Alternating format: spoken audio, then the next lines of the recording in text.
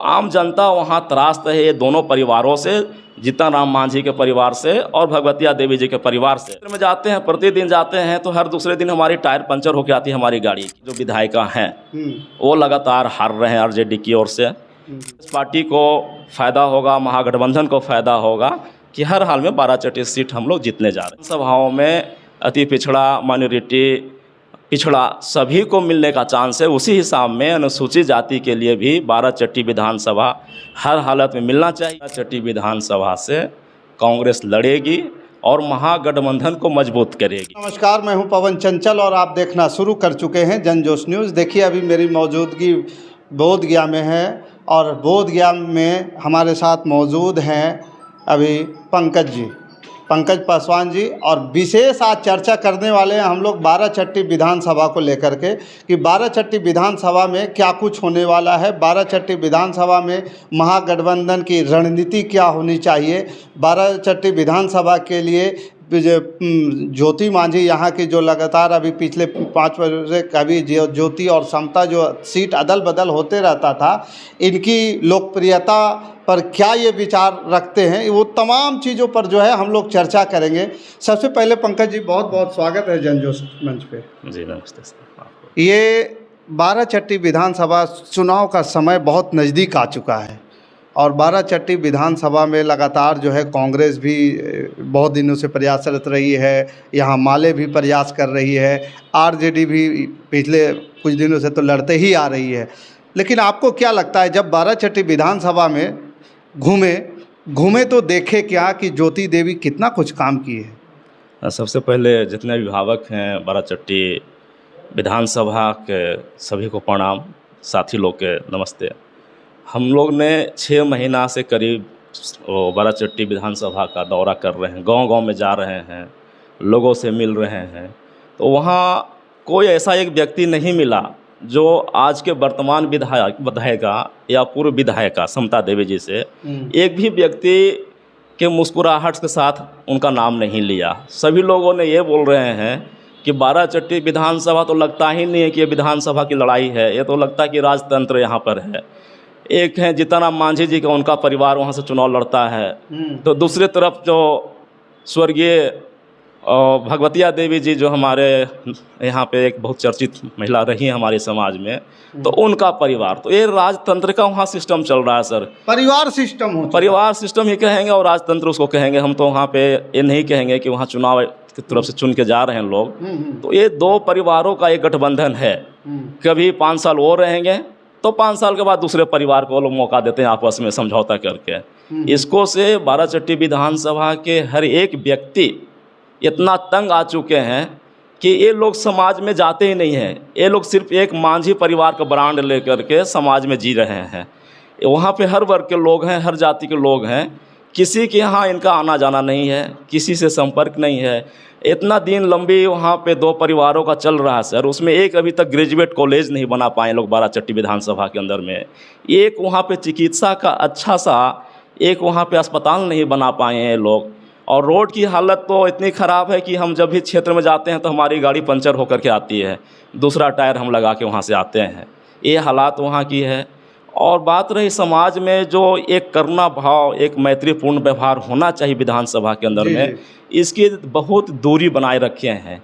ये लोग चुनाव के समय में जाते हैं, एक ब्रांड के नाम पर इनको टिकट मिल जाता है, जीत भी जाते हैं पार्टी के नाम पर, लेकिन वहाँ जनता से इनका कोई संपर्क नहीं होता है 5 साल तक। और जो चुनाव आती है तो लोग संपर्क करते हैं और कुछ वहाँ पे 2-4 नाम चिन्हित ऐसे व्यक्ति हैं जिनके इर्द गिर्द 12 विधानसभा का कार्य चलता है। आम जनता की वहाँ तक पहुँच नहीं है। हमें सुनने में आता है कि इनके यहाँ 3 दरमान होते हैं, ये दोनों विधायिका के यहाँ। एक तो गेट पर पूछते हैं कि कहाँ से आए हैं, उनको कपड़ा के रंग रूप देखते हैं, और जो आर्थिक रूप से कमज़ोर व्यक्ति किसी समाज का है उस व्यक्ति को गेट पर ही रोक दिया जाता है कि विधायिका जी नहीं हैं, आप कहाँ से आए हैं, वापस जाइए। कुछ अच्छा कपड़ा उनसे जाता है तो उनको बीच में रोका जाता है कि आप कहाँ से आए हैं, और उनको वहीं सीमित कर दिया जाता है कि नहीं सर अभी बिजी हैं, विधायिका जी बिजी हैं। और जो तीसरे दर्जे के लोग आते हैं, जो उच्च कोटि को अपने समझते हैं, जो उनके बाहुबली हैं वहाँ के लोग, उनके लिए सोफा वहाँ लगा हुआ है जो लोग क्षेत्र के बता रहे हैं। और बस वहाँ 10 से 5 लोग का एंट्री है, इनके घर में, जो विधानसभा में अपना बाहुबलता से लोगों को काम नहीं करने देते हैं। नहीं, आपने जो बताया बहुत बड़ी बात बताया कि 3 कैटेगरी के वो कैटेगराइजेशन व्यवस्था कर रखे हैं। गरीब आदमी दरवाजा से लौटा, मध्यम आदमी जो थोड़ा बहुत लाग लगाव रखा तो उसको जो उनके लोग जो है समझा हैंडल कर लिए, और बाकी के जो क्रीमी टाइप के या ठेकेदार टाइप के लोग हैं वो अंदर सोफा पे बैठते हैं। वो सोफा बैठते हैं और वो 12 चट्टी को चलाते हैं। तो इससे वहाँ के आम लोग जो हैं उनकी ये मांग है कि हमारे यहाँ एक अच्छा कॉलेज होना चाहिए, एक अच्छा अस्पताल होना चाहिए, और सबसे बड़ी बात होनी चाहिए कि जो हमारा जनप्रतिनिधि हो वो पढ़ा लिखा और सामाजिक हो। जो चुनाव के बाद जीतने के बाद भी हम लोग जब बुलाएं उनको अपनी समस्या को लेकर के जाएं तो वो किसी भेदभाव को न करते हुए और सबको एक समान से एक जगह बैठाएं, हमें एक जगह सामान हमें दे और हमारी समस्या को सुने, ये उनका मांग है।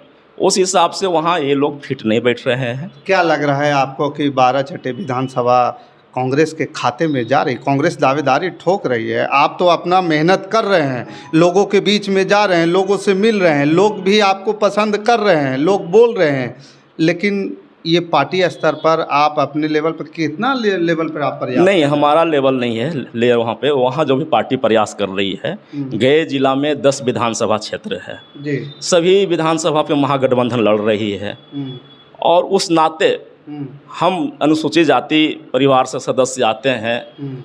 हम लोगों की भी मांग है, अनुसूचित जाति जितने हैं गया जिला में, हम लोगों की एक मांग है कि गया जिला में 3 अनुसूचित जाति क्षेत्र है, इमामगंज है, बोधगया है, 12 चट्टी है जी। तो ये 3 जगह में एक जगह 12 चट्टी कांग्रेस के खाते में हो, हर हाल में कांग्रेस वहाँ से चुनाव लड़े, जिससे अनुसूचित जाति कांग्रेस से जुड़े रहें। अगर हमारे 10 विधानसभा में अनुसूचित जाति को कांग्रेस की तरफ से एक भी विधानसभा नहीं लड़ाया जाएगा जी। तो हमारे लोग तो कांग्रेस से नाराज होंगे, महागठबंधन से भी नाराज होंगे, क्योंकि अगर महागठबंधन में हम हैं, कांग्रेस पार्टी के हम प्रतिनिधि एक सदस्य होने के नाते, कार्यकर्ता होने के नाते हमारी पूरी वहाँ पे जिम्मेदारी बनती है कि 10 विधानसभा में एक विधानसभा अनुसूचित जाति को कांग्रेस वहाँ से हर हाल में लड़ेगी, और हमारा पूरा प्रयास है। और हमने तो 12 चट्टी विधानसभा में अपने दावेदारी के लिए राष्ट्रीय स्तर के नेता, अनुसूचित विभाग के राष्ट्रीय अध्यक्ष माननीय राजेंद्र पाल गौतम जी, बिहार अल्पसंख्यक विभाग के माननीय उमेर खान जी, ऐसे और गया जिला के कांग्रेस कमेटी के तमाम नेतागण 12 चट्टी विधानसभा में 29 सितंबर को हम लोग ने अपने दावेदारी पेश किया है, और पूरी तैयारी हमारी है कि हम लोग कांग्रेस पार्टी के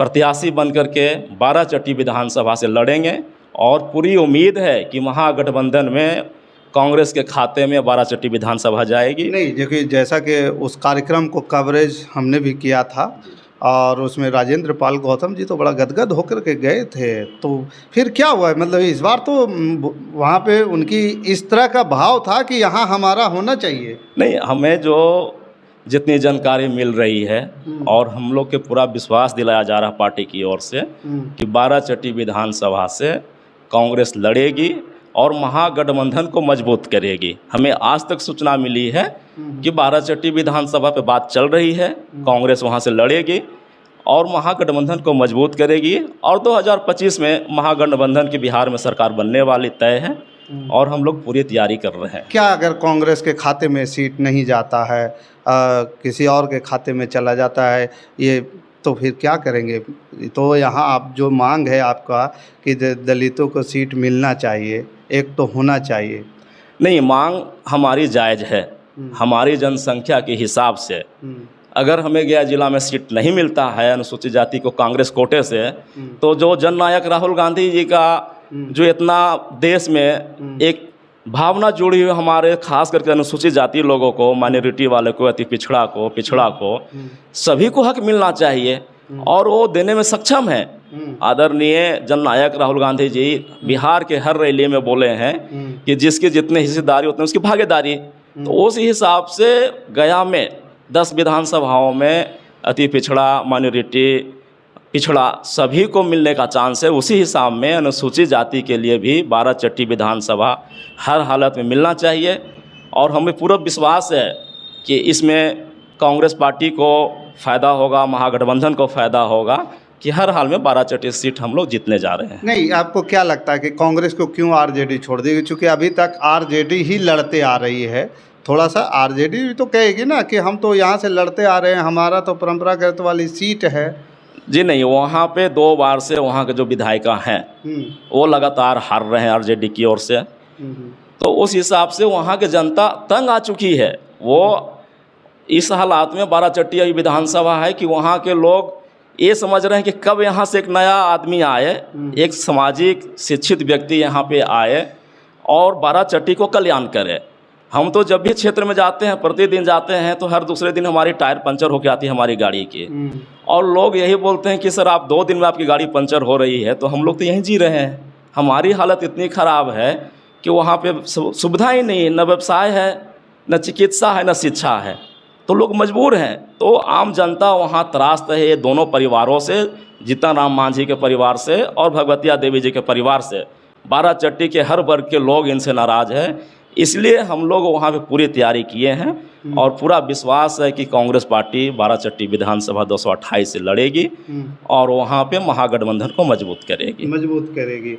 मान लिया जाए कि यहाँ पे जिस प्रकार से अभी जो पार्टी गठबंधन आपका जो काम कर रही है, तो आरजेडी से खाते में जा कर के कांग्रेस के खाते में ना जा कर के माले के खाते में भी जा सकती है, ऐसा चर्चा है। आप लोगों को क्या इस पे सूचना है? नहीं, हमें जानकारी जो क्षेत्र से मिल रही है सर, मैं तो प्रतिदिन सुबह 8 बजे क्षेत्र में जाता हूँ और करीब 9-10 बज जाता है क्षेत्र से आते आते हमें।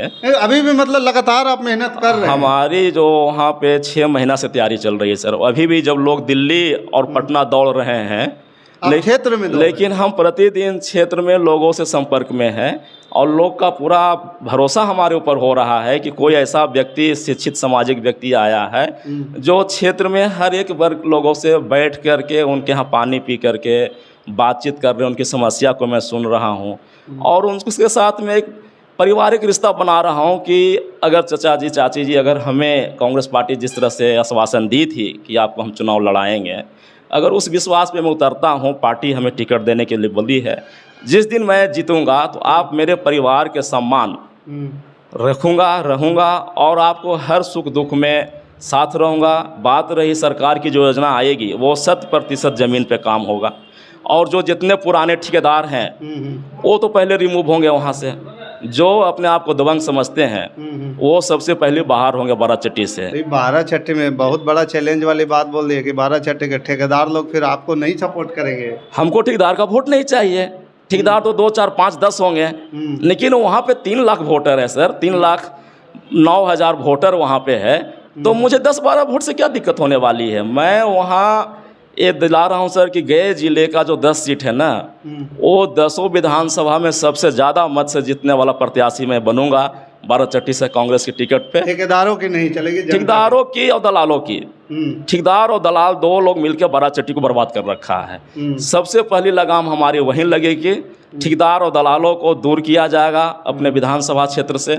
और आम लोग जो हैं, जो अभी तक सुदूर गाँव में है, जिनकी कोई सुनी नहीं जाती है, हम लोग साप्ताहिक दरबार लगाएंगे पंचायत बाई पंचायत और लोगों को समस्या सुनेंगे और उनकी जो सरकार की जो आती है व्यवस्थाएं बनाने के लिए, वो व्यवस्था को पूरी तरह से जनता के लोग में जाके बताएंगे। जिस तरह से अभी हम लोग माई बहन योजना बता रहे हैं और कई योजनाएं जो हमारी महागठबंधन की ओर से चलाई जा रही है, सरकार बनने पर हम लोग लागू करेंगे, उसको जानकारी लोगों तक दे रहे हैं। और सरकार बनने के बाद हम वहाँ के जनप्रतिनिधि बनेंगे, उस हिसाब से आम लोगों तक जाके पंचायत बाई पंचायत सारी योजनाओं की जानकारी दी जाएगी और आम लोगों को लाभ मिलेगा। सर अंततः क्या कहेंगे विधानसभा क्षेत्र के लोगों से, क्या अपील? मुझे हाथ जोड़ के जितने बाराचट्टी विधानसभा 228 के अभिभावकगण हैं, मेरे साथीगण हैं जितने, सभी से मेरा निवेदन है, आग्रह कर रहा हूं कि जिस तरह से मुझे अभी आप सपोर्ट कर रहे हैं क्षेत्र में जाने पर, हमें पार्टी टिकट देने के लिए बोली है, मैं प्रयास कर रहा हूं।